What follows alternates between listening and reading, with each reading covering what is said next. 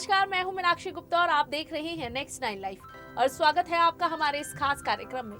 भारतीय फिल्मी जगत में कई ऐसे चेहरे हैं जो अपनी दमदार एक्टिंग और शानदार काम के लिए जाने जाते हैं, लेकिन बॉलीवुड इंडस्ट्री में एक ऐसा एक्टर भी आया जो न्यू इंडिया सिनेमा के नाम से जाना जाता है और आगे भी इसी नाम से याद किया जाएगा। दरअसल हम बात कर रहे हैं एक्टर फारूक शेख की, जिन्होंने अपने करियर में कई दमदार एक्टर्स और डायरेक्टर्स के साथ काम किया, लेकिन बहुत कम लोग ही इस बात को जानते हैं कि बॉलीवुड में आने से पहले फारूक शेख वकील हुआ करते थे। तो आज स्टोरी में हम आपको बताएंगे कि कैसे फारूक शेख एक वकील से बॉलीवुड का जाना माना चेहरा बन गए थे। पहले आप ये जान लीजिए कि फारूक शेख ने अपने फिल्मी करियर की शुरुआत साल 1973 में एक्टर बलराज सहानी की फिल्म गर्म हवा से की थी, लेकिन उन्हें असली पहचान फिल्म बाजार से मिली थी, जिसमें वो एक्ट्रेस स्मिता पाटिल और एक्टर नसीरुद्दीन शाह के साथ नजर आए थे। इस फिल्म के बाद फारूक शेख के सितारे चमक उठे थे। उनके पास एक से बढ़कर एक फिल्मों की लाइन लग गई थी। फैंस फारूक शेख और एक्ट्रेस दीप्ति नवल की जोड़ी को भी काफी पसंद करने लगे थे। दोनों एक साथ कई फिल्मों में नजर आए थे, जिसमें साथ साथ चश्मे बद्दूर, फासले, एक बार चले जाओ समेत कई फिल्मों के नाम शामिल हैं। फारूक शेख की एक्टिंग की खास बात यह थी कि वो सिर्फ जवानी के दिनों में ही नहीं बल्कि अपने बुढ़ापे के दिनों में भी अपनी दमदार एक्टिंग के लिए जाने जाते थे। उन्होंने साल 2010 में फिल्म लाहौर में अपनी शानदार एक्टिंग से हर किसी को हैरान कर दिया था। इस फिल्म में वो कोच एस.के. राव के किरदार में नजर आए थे। इतना ही नहीं, इस फिल्म में अपनी बेहतरीन एक्टिंग के लिए उन्हें बेस्ट सपोर्टिंग एक्टर के नेशनल अवार्ड से भी सम्मानित किया गया था। इसके ठीक 3 साल बाद वो अयान मुखर्जी की हिट फिल्म ये जवानी है दीवानी में रणबीर कपूर के कैरेक्टर बनी के पिता के रूप में नजर आए थे। इस फिल्म में फारूक शेख का किरदार एक शानदार पिता का था जो अपने बेटे को उसकी जिंदगी जीने देते थे। आइए अब आपको उनकी वकालत के बारे में बताते हैं। दरअसल फारूक शेख का जन्म साल 1948 में गुजरात के एक जमींदार परिवार में हुआ था। उनकी मां फरीदा एक हाउसवाइफ थी और पिता मुस्तफा शेख एक वकील थे।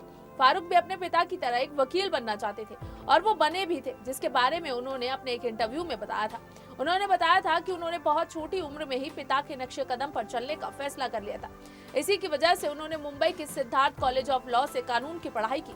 कॉलेज से पढ़ाई के दौरान ही वो एक अच्छे वकील बन गए थे, लेकिन बहुत कम समय में उन्हें अपने पेशे की सच्चाई के बारे में पता चल गया था। उन्हें हकीकत पता चली कि ज्यादातर केस पुलिस स्टेशन में ही निपट जाते हैं। इसी वजह से उन्होंने कॉलेज के लास्ट ईयर में वकालत छोड़ने का फैसला लिया था और एक्टिंग में जाने का निर्णय किया। इसके बाद वो पीपुल्स थिएटर एसोसिएशन में गए थे। अपने एक इंटरव्यू में फारूक शेख ने अपने कॉलेज के दिनों का भी जिक्र किया था। उन्होंने कहा था कि मेरे जीवन में कॉलेज के दिन सबसे अच्छे थे।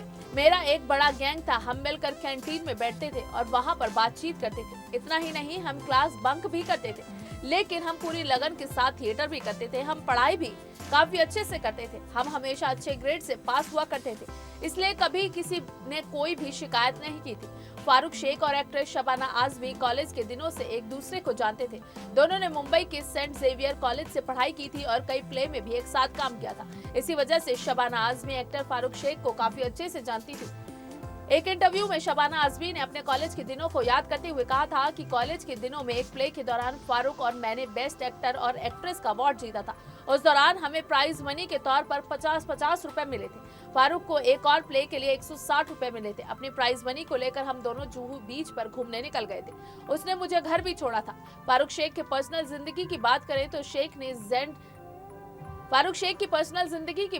शेख ने सेंट जेवियर से ग्रेजुएशन होने के कुछ साल बाद अपने कॉलेज के जूनियर साथी रूपा से शादी की। उनकी 2 बेटियां शाइस्ता और सना हैं।